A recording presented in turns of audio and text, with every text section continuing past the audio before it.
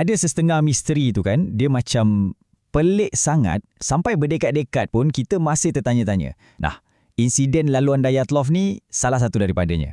Bayangkan, 9 orang pendaki muda yang cukup berpengalaman mati dalam keadaan yang memang tak masuk akal dekat pegunungan Ural pada tahun 1959. Apa sebenarnya terjadi malam tu? Jom kita siasat. Bila pasukan penyelamat akhirnya sampai ke lokasi tu, apa yang diorang jumpa tu macam mimpi ngeri. Satu kemah yang dikoyak dari bahagian dalam.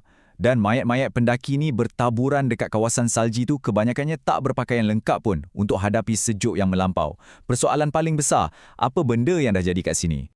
Sejak penemuan yang mengerikan tu, para penyiasat, peminat misteri, semua orang cuba nak faham apa yang berlaku.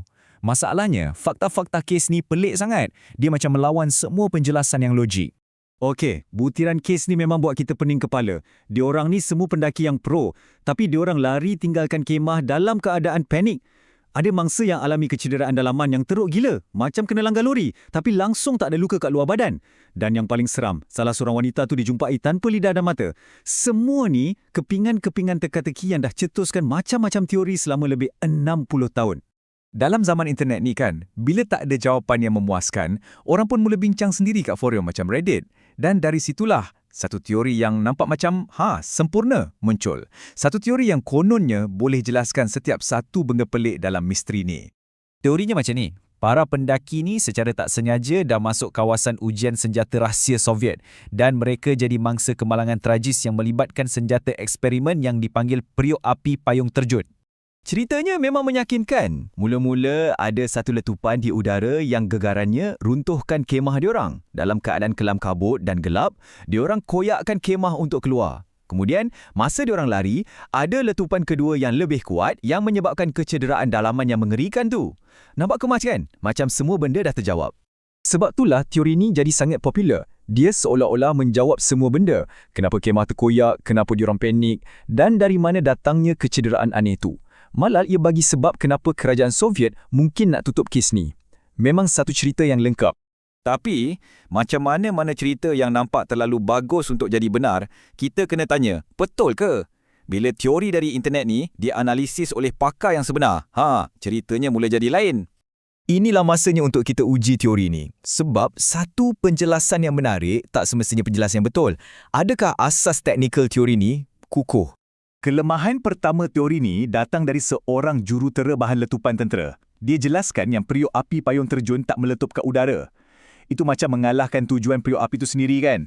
Ia direka untuk mendarat dulu, lepas tu baru jadi aktif. Jadi, premis utama teori ni dah goyah. Lepas tu, pasal kecederaan. Pakar tu tegaskan yang letupan periuk api akan hasilkan serpihan yang akan hancurkan badan mangsa. Memang ngeri dan akan tinggalkan kerosakan luaran yang teruk. Ini sangat-sangat berbeza dengan apa yang diorang jumpa pada mayat pendaki tu, kecederaan dalaman yang teruk tapi tanpa kerosakan luaran. Petikan ni macam merumuskan semua masalah teori ni. Walaupun ceritanya sedap, ia tak tahan bila diuji dari sudut teknikal. Ia lebih kepada sebuah cerita yang bagus, bukannya penjelasan yang berasas. Dan kelemahan dia bukan setakat tu je. Senjata ni untuk tentera laut. Apa benda dibuat kat tengah Siberia? Ujian senjata perlukan orang untuk perhati, bukan buat buta-buta dalam ribut salji. Dan tapak ujian yang paling dekat pun beratus-ratus batu jauhnya. Satu persatu, hujah teori ni runtuh.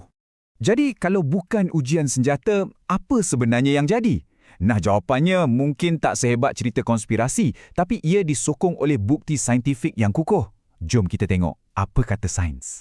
Penjelasan rasmi yang terkini yang disokong oleh satu kajian pada tahun 2021 menunjuk kepada satu fenomena alam yang dipanggil runtuhan salji kepingan. Ini bukan runtuhan salji serbuk yang biasa kita bayangkan tu tau. Ini satu blok salji yang besar dan padat yang menggelongsor ke bawah serentak. Begini ceritanya, macam mana ia boleh jadi? Para pendaki ni tanpa sedar dah melemahkan lapisan salji masa diorang sediakan tapak kemah. Lepas tu, sepanjang malam, salji baru berkumpul ke atas lapisan yang dah lemah tu.